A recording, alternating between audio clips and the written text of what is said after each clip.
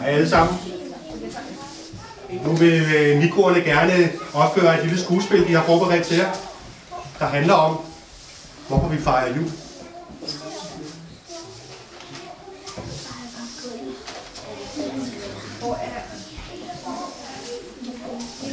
Nu skal I høre fortællingen om, hvorfor vi fejrer fødselsdag for Jesus hvert år til jul. Hvorfor fortælles der om Jesusbarnet, Maria, Josef, hyrder og får på marken og nogle vismænd? Svaret kommer her. I den lille by Nazareth boede der en kvinde, der hed Maria. Hun var forlovet med Josef, og de skulle snart giftes. En dag stod englen Gabriel pludselig i huset foran Maria. Hun blev meget forskrækket. Men englen sagde, jeg er ikke bange. Du skal føde Guds søn. Han skal hedde Jesus. Jeg er ikke bange. Du skal føde Guds søn. Han skal hedde Jesus. Maria blev meget overrasket, men også glad, så hun sagde, jeg vil gerne føde en dreng og kalde ham Jesus. Jeg vil gerne føde en dreng og kalde ham Jesus.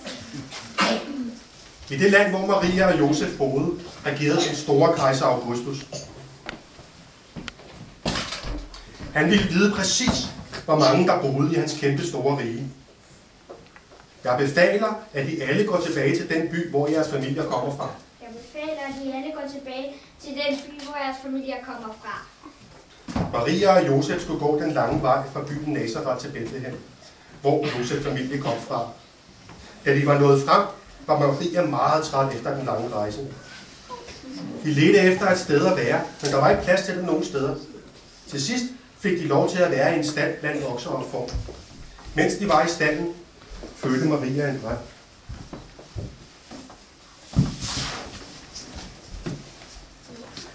Et barn er født i Bethlehem,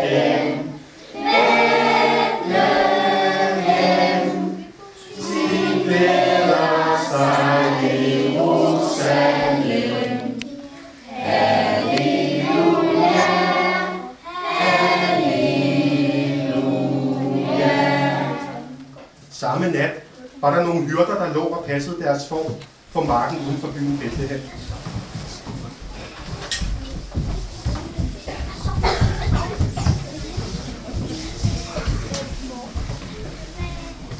Pludselig, mens de var der, blev der lyst omkring dem.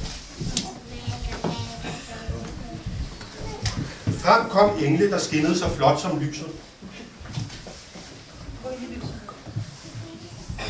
Hyrderne blev meget forskrækket og gemte sig mellem hinanden. Men en af englene sagde, jeg er ikke bange. Jeg kommer for at fortælle noget godt og glædeligt. Jeg er ikke bange. Jeg kommer for at fortælle noget godt og glædeligt. I dag skal der fødes en stor konge og frelser i Bethlehem. Der skal fødes en stor konge og frelser i Bethlehem. Han ligger svøbt i en krybbe. Han ligger svøbt i en krybbe. Englene forsvandt igen, og hyrderne sagde til hinanden, kom alle sammen, lad os tage ind til Bethlehem og finde den nyfødte konge. Kom alle sammen. Lad os gå ind og finde den nyfødte konge. De skyndte sig ind til byen og fandt Jesusbarnet i krybben. En fattig jomfru sad i bøn, sad i bøn, og fødte himlens konges søn. Halleluja, halleluja.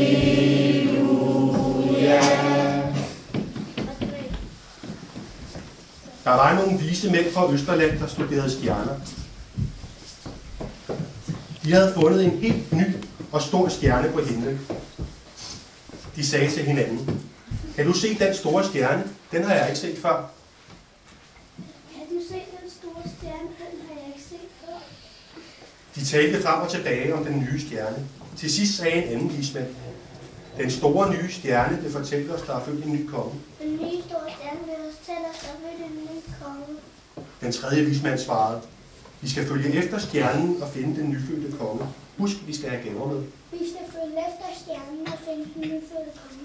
Husk, vi skal have gaver med. De vise mænd drog afsted. Stjernen viste dem vejen frem. Til sidst stod stjernen over det sted, hvor den nyfødte konge, Jesusbarnet, lå. De gik derind. og østens vise offer der, offer der, guldrøse og myreskær. Halleluja, halleluja. Nu er Jesusbarnet blevet født. Det er hans fødselsdag, vi fejrer hvert år til jul.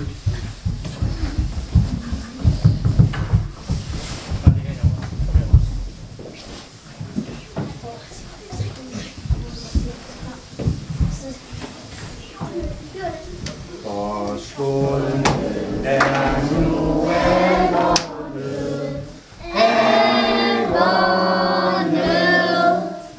og særlig dagen frelser fød.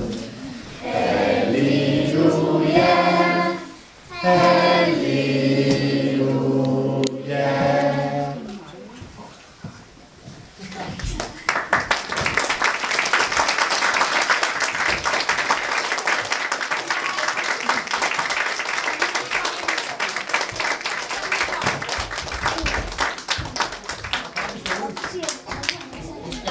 Det er forkert, spejder klapper jo ikke. Vi giver et råb i stedet for, ikke? Så vi giver dem lige Tigeligger. Tigeligger, Tigeligger, tap, tap, tap. Bundeliger, bundeliger, pop, pop, pop. Tigeligger, bundeliger, tidsbombastik, danske spejder, pop, pop, pop, pop. Hvor flot. Nå, må vi tage det. Hvor er I gode?